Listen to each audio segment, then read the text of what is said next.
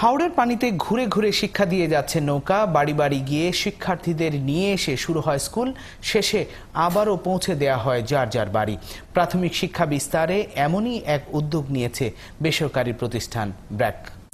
সংশ্লিষ্টরা বলছেন, শিক্ষাক্ষেত্রে সাফল্য পেতে দুর্গমতার কথা মাথায় রেখে এলাকা ভেদে ব্যবস্থা নিতে হবে। শামীম আল আমিনের ধারাবাহিক প্রতিবেদনের আজ থাকছে শেষ পর্ব। ক্যামেরায় ছিলেন আলী হোসেন রিপন। হাওরে ভাসছে যে নৌকা, তার ভেতরেই স্কুল। দুর্গম এলাকা, তাই শিক্ষার্থীদের জন্য বিশেষ এই ব্যবস্থা। সকাল থেকে বাড়ি বাড়ি ভিড়তে থাকে ব্র্যাকের এই শিক্ষাতরী। শিক্ষার্থীদের নিয়ে কোনো একটি ঘাটে থেমে চলে শিক্ষা কার্যক্রম।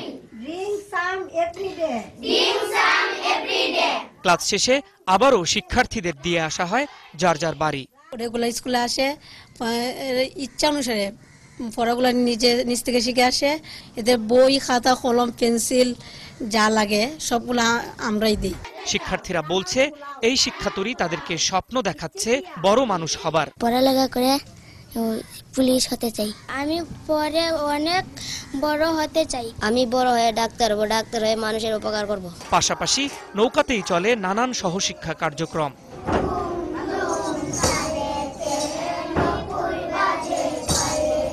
হাওরের মতো এমন প্রত্যন্ত এলাকায় এ ধরনের ব্যতিক্রমী উদ্যোগ দরকার বলে মনে করছেন সংশ্লিষ্টরা। আর সেজন্য কেবল বেসরকারি উদ্যোগ নয়, দরকার সরকারের পৃষ্ঠপোষকতাও। দুর্গম এলাকায় সামাজিক বাধা দূর করার মধ্য দিয়ে প্রাথমিক বিদ্যালয়ে ভর্তির হার বাড়াতে রিশেপ নামে একটি প্রকল্প চালাচ্ছে ব্র্যাক। সুনামগঞ্জের শাল্লা এবং সিলেটের কোম্পানিগঞ্জে চলছে এই প্রকল্প। যেই জায়গাগুলি এখনো মূলধারা পৌঁছাতে পারছে না, আমরা সেই জায়গাগুলিতে পৌঁছাচ্ছি। একটা হচ্ছে এসব পিছিয়ে পড়া জনপদ, কঠিন ভৌগোলিক অবস্থানের জনপদ। আরেকটা হচ্ছে যেসব শিক্ষার্থী জ্বরে পড়ছে, আমরা তাদেরকে রিচ করার চেষ্টা করি।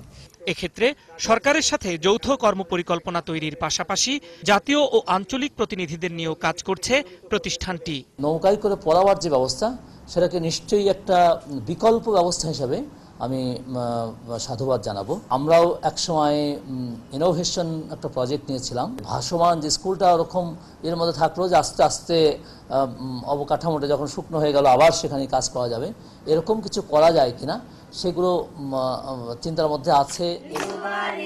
প্রশিক্ষণ, নাটক ও বিভিন্ন ধরনের সাংস্কৃতিক কর্মকাণ্ডের মাধ্যমে তুলে ধরা হয় শিক্ষার গুরুত্ব।